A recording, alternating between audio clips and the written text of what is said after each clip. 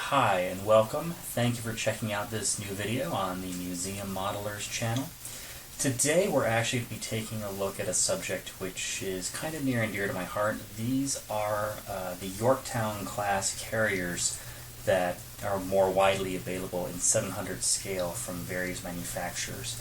Yorktown-class carriers have always been my personal favorite. Not only do I think the aesthetics of them are fantastic. I think they're a very balanced aircraft carrier. But historically, of course, they played a monumental role in the Pacific War, specifically in 1942. But Enterprise went on, to survive the war, of course, become the most decorated ship of that conflict. So these ships are extremely important when looking at American military history, or even world history when looking at the outcome of the Second World War. And so for these reasons, I have gone ahead and invested in all of the commercially available 700 scale kits. The more widely available ones. There's probably some over in Japan that we don't have here, but Tamiya and Trumpeter have the best kits on the market at this point. And we're going to take a look at them, take a look at some of the differences inside the kits, some of the pros, some of the cons. I will go ahead and state that I'm in the middle of building the Trumpeter USS Hornet CV-8, so you see her over here. When there comes time to compare differences, flight deck details and whatnot, we'll go ahead and pull this out. But that's what this is doing over here. The other two kits have not started. Unboxed them, took a look at the contents, got ready for this video in doing so, but have not started a build on these two kits. So they were built in order. Yorktown and Enterprise started in 1937. And then Hornet came much, much later. She was actually an emergency build when war was kind of imminent. Rather than waiting for a new Essex-class carrier design to come out, the government went ahead and built the Hornet, which was a modified Yorktown-class. Similar, but a little bit more capabilities, slightly different hull design and flight deck design and whatnot. Those have luckily been built into the Trumpeter kit. But starting chronologically, let's go ahead and open up the Yorktown box. Put that there. Let's put that over to the side. How about that? There we go. The Enterprise, and then, of course, the Hornet. Now, the Tamiya Yorktown is a newer kit. It's still widely available. Enterprise, you got a little bit harder time finding it. You can still find it at most model shops, secondhand stores. I got this at an IPMS meet. But it's not the most widely available of kits. And then, of course, the Hornet, which you can find most places. In fact, with a new 1/200 scale Hornet out by Merit, which is ostensibly a Trumpeter kit, there's a lot more interest in doing Hornet right now. So the Yorktown kit and the Enterprise kit are very similar. In fact, the hulls are identical, even though these are molds. Enterprise mold is a much older mold than the Yorktown. They went ahead and I guess they just copied it over, and they were sisters, so that makes a good deal of sense. We'll get to why that's confusing on the Enterprise in a minute. We'll look at the Yorktown some more here. Flight deck details are not the best, especially not compared to the Trumpeter kit. I don't know if you can tell or not, but there are raised restraining hooks here and some windbreaks. Those are recessed, but there's really not much extra wood detail on this. So it may be a good idea to invest in a third-party wooden flight deck. It could also just be that I'm spoiled because the Trumpeter flight deck is really nice. Okay. Enterprise flight deck is the same mold as the Yorktown flight deck, the only difference being the stern, the aftermost part. I don't know if you can see, but on the Enterprise mold, it has the late war modifications. In 1943, Enterprise was modified heavily to compensate for the way the war was clearly going, and so they added some anti-aircraft guns in the rear and cut back the flight deck a little bit. Yorktown's mold does not have that, and rightfully so, since she was sunk at the Battle of Midway in 1942. So by looking at this with the Enterprise mold, one would assume, okay, this is going to be a late war Enterprise. It's got the flight deck that was modified in 1943. That's not exactly the way that this kit turned out. It seems to be that the Tamiya Enterprise kit is a little bit of a hodgepodge. You've got the flight deck from later in the war. The hull is the earlier war design. It does not include the extra torpedo bulges along the sides. And the island structure is the early war design as well. Now, this does have some of the anti-aircraft, the Bofors mounts that were added in 1943. This kit does include those. They're not the best molds ever, but at least it has them in there. But the island structure is the original island, at least the 1942 island. So if you build a Tamiya Enterprise, unless you want to have this weird hodgepodge timeline of the ship in one vessel, you're going to want to do some scratch building, or maybe get some aftermarket parts. There may be replacements by Tom's Model Works or some other company that does resin molds, for instance. But the in-box kit, it's kind of weird from a historic perspective. This ship, as it is displayed here, never really existed unless you're getting a snapshot in the middle of the modernization, which, even so, that's a bit of a stretch. The molds themselves are nice. I mean, Tamiya kits, they're called shake and bake for a reason. I mean, you shake the box, out comes a model kit, and a finished kit, rather. And you get the same thing here. I mean, you've got fine details. The ladders are a bit out of scale, but you get that common on a 1/700 scale kit. But, you know, it's got the correct window configurations on the bridge structures. The island comes together in a few different pieces. It's not all one structure. It's actually a base, and then you build the island on top of that. But, I mean, no complaints about the molds themselves.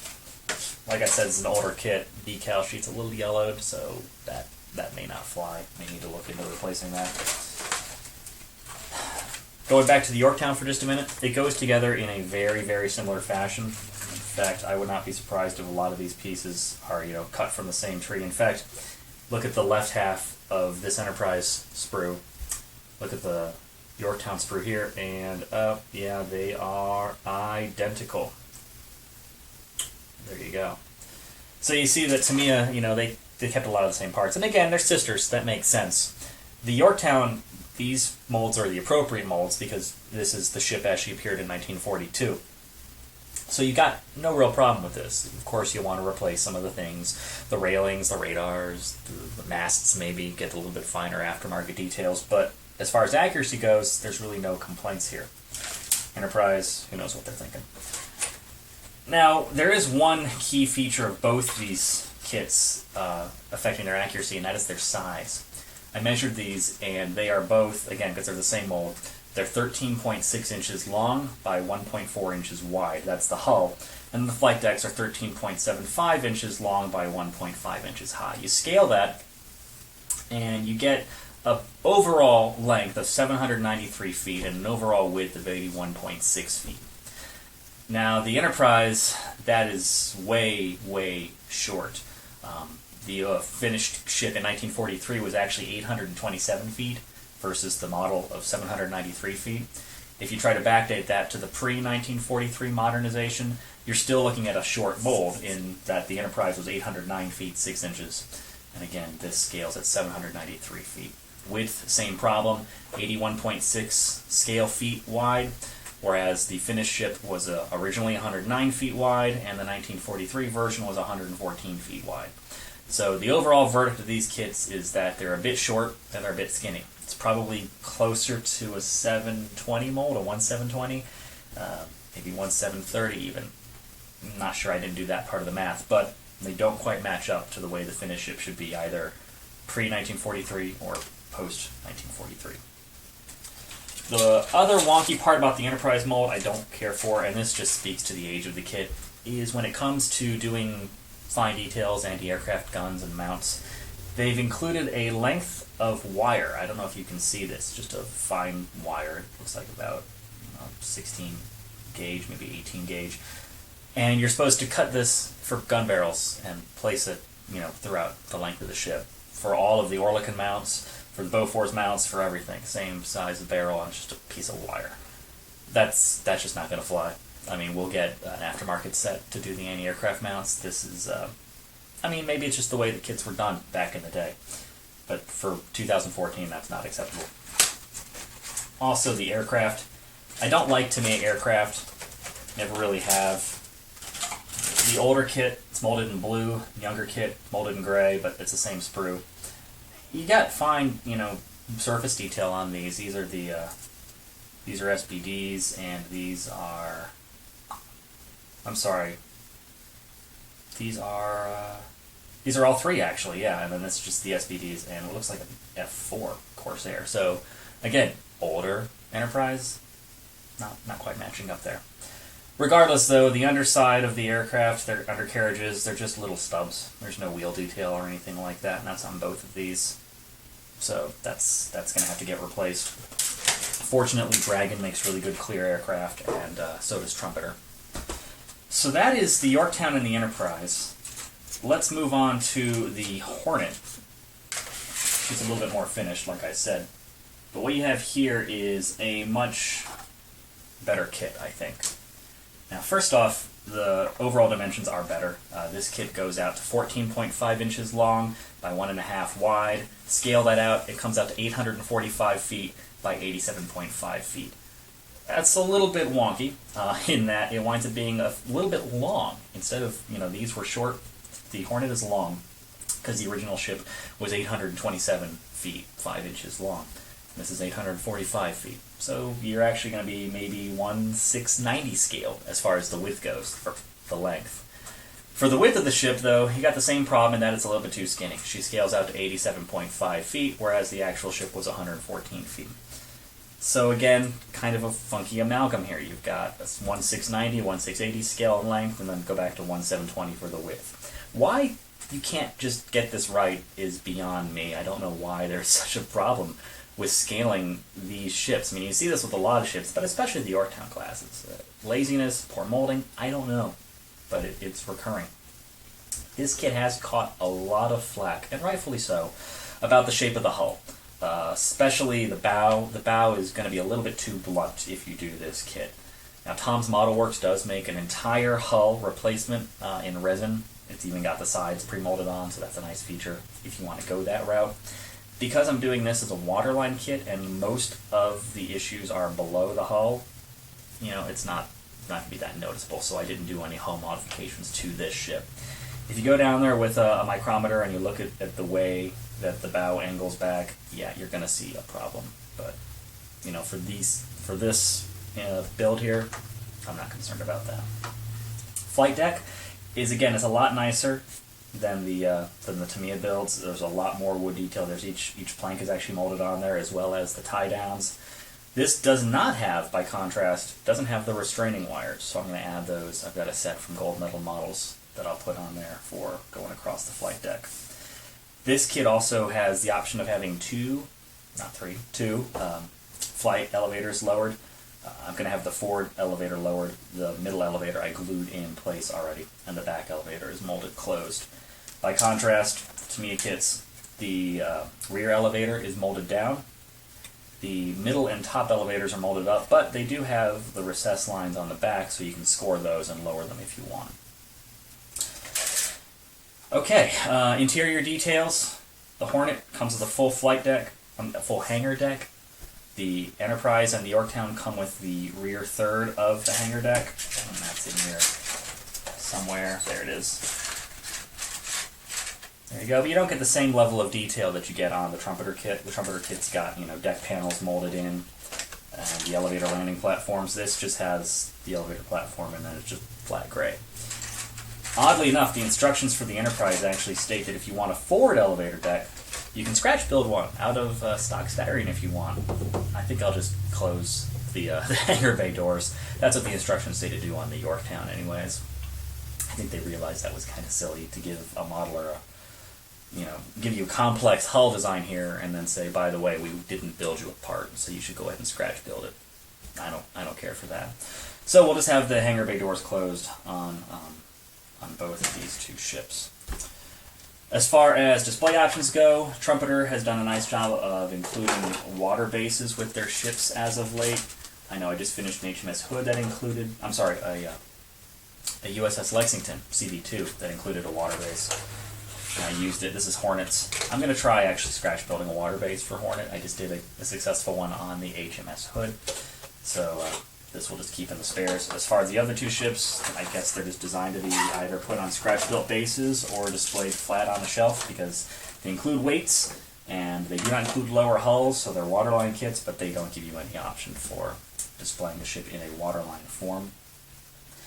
Finally, going back to the aircraft for a minute, Saw the Tamiya ones. It's the flat gray plastic. If you want to do a clear windshield, for instance, that's just not going to happen. You got to do silver or black. The Trumpeter aircraft, however, are much nicer. You have the same, fine detail with the engraved lines, but you've got a clear windscreen. So just mask that with some masking fluid, spray, and you are good to go. They don't have the folded wings, so you've got to cut those, but luckily the lines for where the wings folded are there. So it's easy enough with some sprue nippers to just cut those and fold the wings up. I did that successfully again on the Lexington build. And just because we mentioned it, I'll go ahead and show, where is it? The Dragon aftermarket aircraft. Here we go. This is an F4F by comparison. It has the folded wings. I don't know if you can see that or not, but it's already got the wing option on there, which especially with the F4F is nice because the wings folded up and back, so it's kind of a complex fold. And the same basic level of detail as the Trumpeter kits. They do have slightly better landing gear on them. So since the Hornet's going to have F4Fs arrayed along the front of the flight deck in front of the forward elevator based off of the photo I found, I'll probably use the Dragon F4s for that, and then the Trumpeter F4s for the rest stored in the hangar deck below. Okay, and that will about wrap up our look at Yorktown-class carriers in 1/700 scale from the different manufacturers. Just to summarize again real quick, with the Tamiya Yorktown, you're getting a look at the ship as she appeared in 1942. So you're good if you're doing Battle of the Coral Sea, Battle of Midway, where of course she was sunk, so nothing after that. The Trumpeter Hornet, you're getting a look at the ship pretty much any point in her life. I mean, she had a short lifespan, a little more than a year. So Doolittle Raid, Battle of Midway, Battle of the Santa Cruz Islands. All you got to do is add or subtract a radar, since she had a radar added in May of 1942. But any point in the ship's lifespan, because she was sunk at Santa Cruz in October of 42. And that leaves Enterprise. The Enterprise here is going to be a bit of a mess, like we talked about. There's no real single point in her lifespan, which is represented here. You've got bits of her earlier life, bits of her later life. So again, unless you're going like a mid-modernization while she's in dry dock at Bremerton, Washington, I'm not quite sure how you could get a historically accurate representation of the ship by building this kit. If you just want a fun build, then you don't want to worry about going all out with the accuracy. Maybe you just want relaxing straight out of the box, then go for it. Maybe that's what I'll do, I don't know. My love affair with the Yorktown-class carriers is such, I don't know if I could let myself do that, but then again, I might also go crazy with the scratch building and the aftermarket parts. So depending what's available, I'm not sure where we're going to go with this, or where you will go with it either. Now, for this video and anything else, of course, it's going to be on our YouTube channel, which is youtube.com/themuseummodeler. That is with the M's, the two M's between museum and modeler, all one word. Also, modeler is with one L, because that's how we spell it here in the States. I have since learned that is with two L's elsewhere, but here in the US we use the one. Also, it's going to be on our Facebook channel, which is facebook.com/themuseummodeler again, and then on our website. The website, the blog, is themuseummodeler.wordpress.com, and I'll have links to those in the comments below as well. But we've got full build reviews on there, photo galleries, other videos, looks at the hobby, and of course looks at the history, because the Museum Modeler, this channel, is devoted to not just examining the models and the techniques, but also the historical context into which these models fit. So you're not just going to get a look at the Hornet and the Doolittle Raid, which is how she's being modeled, but we're also going to have a look at the Doolittle Raid itself, or maybe something specific about it, maybe a less covered angle, since you can find information on the Doolittle Raid everywhere. Maybe we look for the more obscure historical angles, looking at the hood build we just did, and not her loss to the Bismarck, but an event that happened in 1931 where she lost a float plane. So these little mini nuanced stories in history, that's what we're shooting for here. I hope you enjoyed this review. I hope you found it helpful. If you've been debating which Yorktown-class carrier to build, maybe this will give you a bit of your decision-making process, maybe eased by this. This is, again, only in 1/700 scale. In 1/350, the only ship that I know of is a Trumpeter Hornet, which is basically a scaled-up version of this, so you get the same features that you see in the 1/700 scale. Going even larger, of course, as we mentioned, there's the Merit, or Trumpeter 1/200 scale Hornet. I've heard rumors there's also going to be an Enterprise put out in that scale, though early war, late war, something in between. Who knows exactly what that kit is going to be. Alright, thank you very much again. I hope that you enjoyed this video. I hope you have a great day, and happy modeling to you. See you next time.